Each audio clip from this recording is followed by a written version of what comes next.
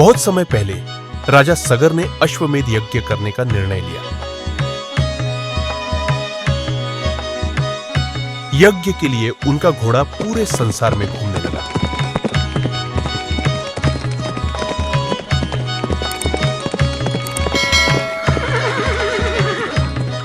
लेकिन इंद्रदेव को डर था कि यदि यज्ञ सफल हो गया तो राजा सगर स्वर्ग पर शासन कर सकते हैं। इसलिए इंद्रदेव ने घोड़े को चुराकर कपिल मुनि के आश्रम में छिपा दिया। राजा सगर के 60,000 पुत्र घोड़े की खोज करते करते कपिल मुनि के आश्रम पहुंच गए। उन्होंने सोचा कि मुनि ने घोड़े को चुरा लिया है। क्रोध में आकर उन्होंने मुनि का अपमान किया। तपस्या में लीन कपिल मुनि की आंखें खुली और उनके क्रोध से 60,000 पुत्र भस्म हो गए। जब राजा सगर को इस घटना का पता चला तो वे अत्यंत दुखी हुए।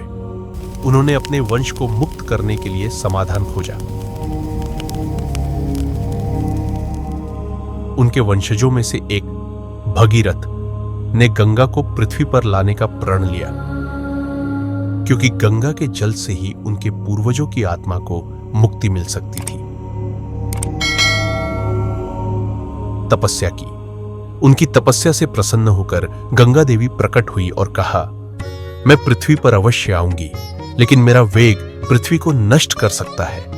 मुझे संभालने के लिए भगवान शिव का सहारा चाहिए।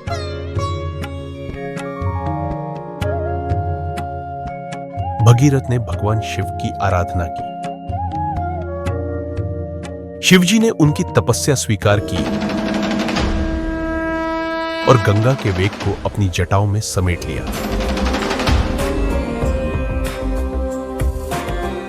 इसके बाद शिवजी ने अपनी जटाओं से गंगा को धीरे धीरे पृथ्वी पर प्रवाहित किया।